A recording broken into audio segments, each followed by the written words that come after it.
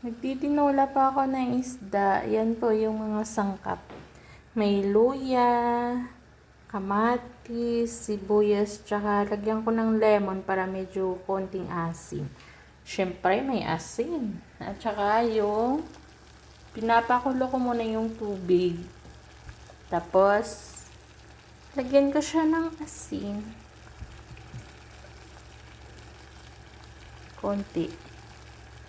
Ay, nagbablurred siya sa smoke. Tapos, lagay ko na po yung Naya ko na ilagay yung isda. Lagay ko muna itong mga ito.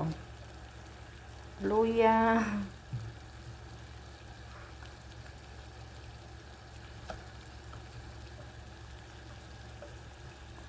Sibuyas. Oh.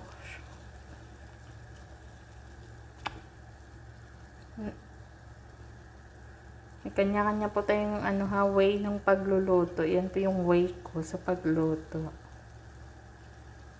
Hindi po ako marunong. Patsambahan lang. Tsaka kamatis. Naya ako na ilagyan ng lemon pag panghuli na. Palutuin ko muna siya ng konti.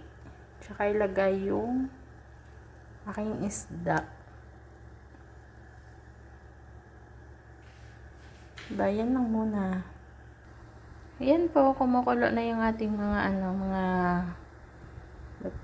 sibuyas, kamatis, tsaka yung luya.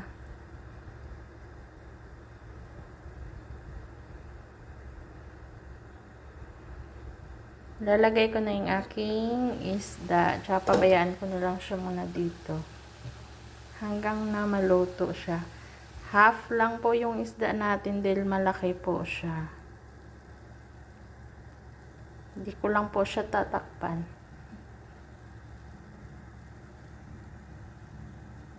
Yan, yung ating tinolang isda.